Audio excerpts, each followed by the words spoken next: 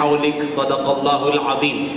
قابل احترام علماء کرام، مہمانان خصوصی، برادران اسلام، صفا بیت المال کی جمیع شاخوں کے ذمہ داران، خدام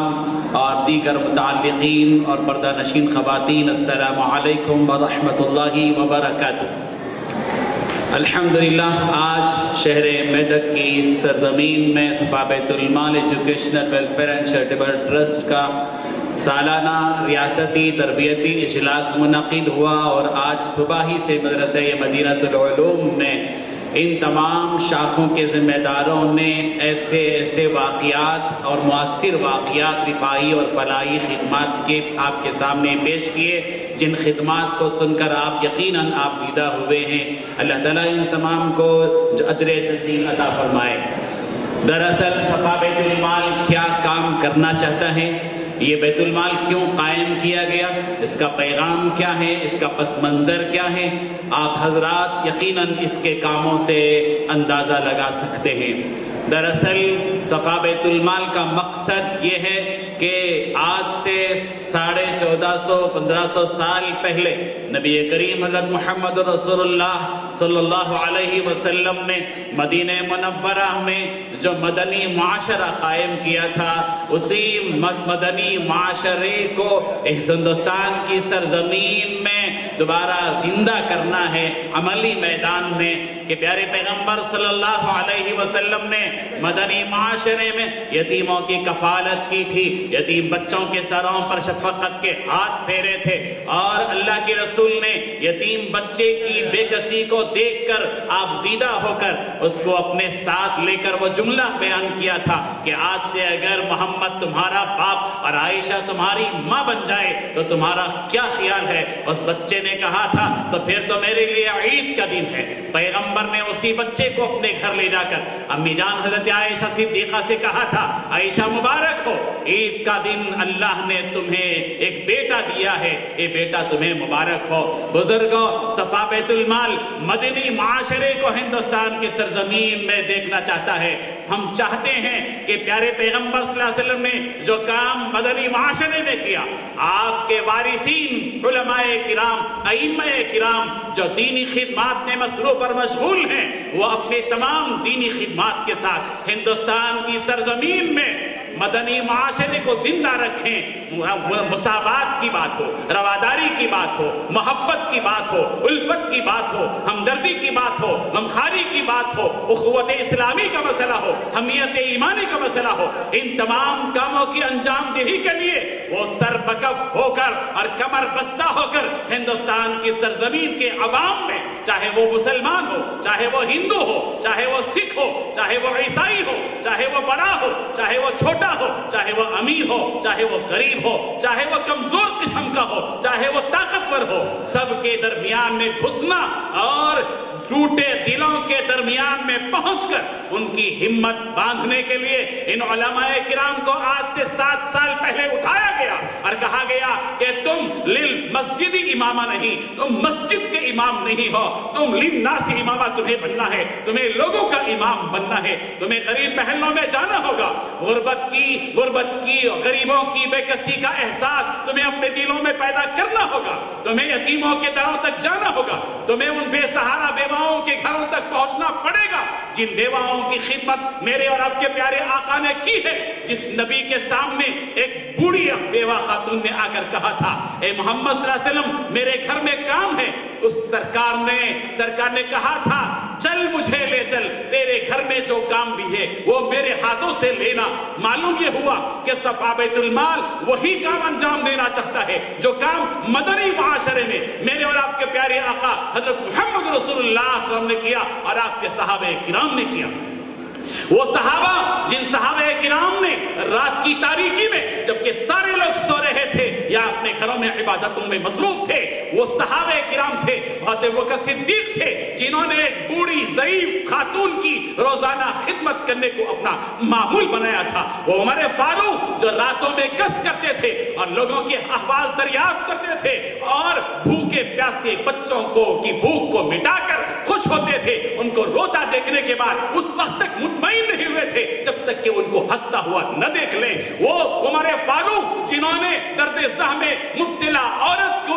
خدمت کے لیے اپنی بیوی کو لے جا کر ان کی خدمت کرائی تھی اور امت کو بتلایا تھا کہ نبی کے سچے وارثین کی شان یہ ہوتی ہے کہ وہ لوگوں کے لیے جیتے ہیں، وہ قوم کے لیے جیتے ہیں، وہ امت کے لیے جیتے ہیں، وہ ملت کے لیے جیتے ہیں۔ بزرگوں اور دوستوں، صفا بیت المال جو کام ہندوستان کی سرزمین میں انجام دے رہا ہے وہ وہی کام ہے جو سرکار نے کیا تھا۔ انسانیت کا احترام نبی نے مدنی معاشرے میں کیا تھا، اسی انسانیت کا احترام کرنا ہے۔ سرکار نے یہودی جنازے کو دیکھ کر کہا کھڑے ہو گئے تھے، صحابہ نے کہا تھا یہ تو یہودی کا جنازہ ہے، آپ کیوں کھڑے ہو گئے؟ سرکار نے فرمایا اگر وہ یہودی ہے انسان تو ہے، اس کی انسانیت کے احترام میں اس جنازے کے احترام میں کھڑا ہو گیا۔ بزرگوں اور دوستوں، صفا بیت المال اگر بے روزگار افراد کو روزگار دینے کی کوشش کرتا ہے، یہ بھی میرے نبی کی سنت ہے۔ مدنی معاشرے میں سرکار دو عالم ہم نے ان صحابی کو، جن صحابی نے آ کر سرکار سے کہا تھا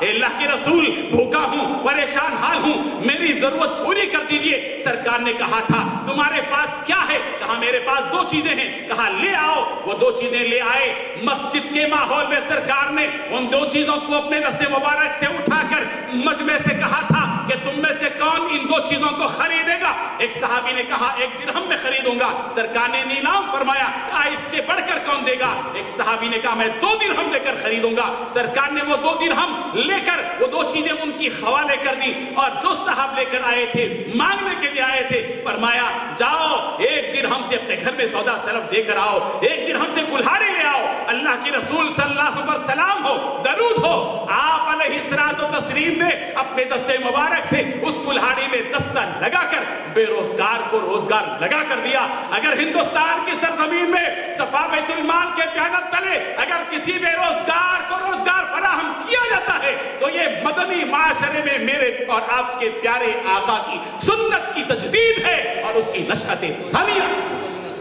بزرگوں اور دوستوں، اگر صفا بیت المال اس ہندوستان کی سرزمین میں کسی بیمار کی عیادت کرنے کے لیے دواخانہ پہنچتا ہے، یہ مدنی معاشرے کی تجدید اور نشأت ثانیہ اس اعتبار سے ہے کہ میرے پیارے آقا نے انسانیت کی بنیاد پر بیماروں کی عیادت کی ہے۔ اور وہ سرکار جو سرکار دو عالم صلی اللہ علیہ وسلم، جس بڑھیا نے، جس خاتون نے آپ پر کچرا پھینکنے کو جبکہ آپ اس کے گھر کے سامنے سے گزرتے ہیں، کچرا سرکار کے جسم پر ڈالنے کو معمول بنایا تھا اور اس کا معمول منقطع ہو گیا۔ سرکار بے چین ہو گئے، ان کے پڑوسیوں سے پوچھا کیا حال ہے اس خاتون کا، کہیں بیمار تو نہیں؟ اطلاع دی گئی کہ ہاں وہ بیمار ہے۔ پیارے پیغمبر اس خاتون کے پاس پہنچتے ہیں جو مشرکہ ہے، تکلیف پہنچانے والی ہے، اور اس کی عیادت کرتے ہیں، اس کی خدمت کرتے ہیں۔ صفا بیت المال اگر بیماروں کی خدمت کے لیے اور بیماروں کی تیمارداری کے لیے پہنچتا ہے تو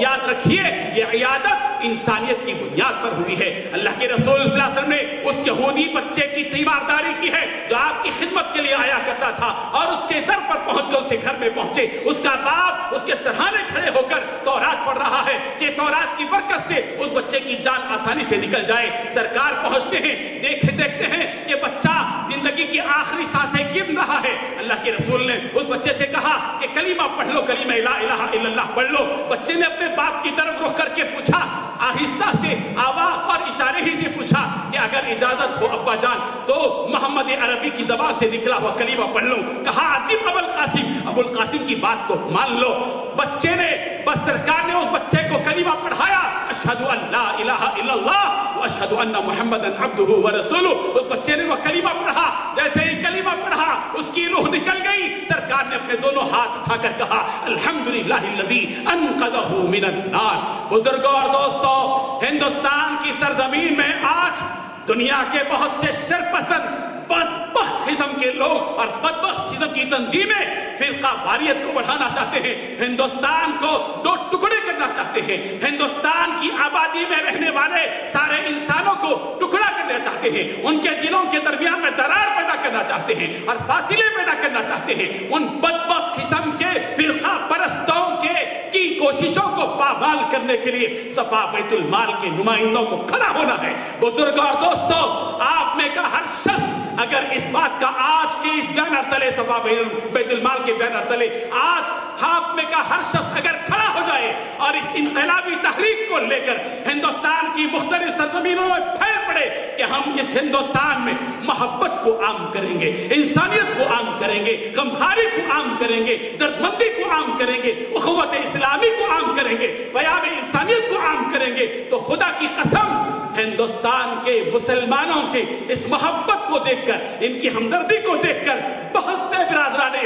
اسلام کے دروازے پر کھڑے ہوئے ہیں۔ اگر ہمارے اخلاق کا دروازہ کھل گیا تو ان کے ایمان میں داخل ہونے کا دروازہ بھی ضرور کھلے گا۔ کہاں انشاءاللہ ضرور کھلے گا۔ بزرگوں اور دوستوں، ضرورت اس بات کی ہے کہ جو پیغام صفا بیت المال دینا چاہتا ہے خدمت خلق کا، مخلوق کی خدمت کا، ٹوٹے دلوں کے کہ افراد کے قریب جانا، ان کی مدد کرنا، بیماروں کے قریب جانا، ان کی نصرت کرنا، یہی وہ کام ہے جس کام کو میرے اور آپ کے پیارے آقا صلی اللہ علیہ وسلم نے ہجرت سے پہلے بھی کیا، نبوت سے پہلے بھی کیا، نبوت کے بعد بھی کیا، ہجرت سے پہلے بھی کیا، ہجرت کے بعد بھی کیا، مکی زندگی میں بھی کیا، مدنی زندگی میں بھی کیا، سفر اور حضر میں بھی کیا، رات اور دن میں بھی کیا۔ بزرگوں اور دوستوں، ہر حالت میں خدمت خلق کے اس فریضے کو ادا کرنے کا وقت آ چکا ہے۔ ابھی حالات اتنے خراب نہیں ہوئے ہیں اور اللہ کی ذات سے امید ہے کہ انشاءاللہ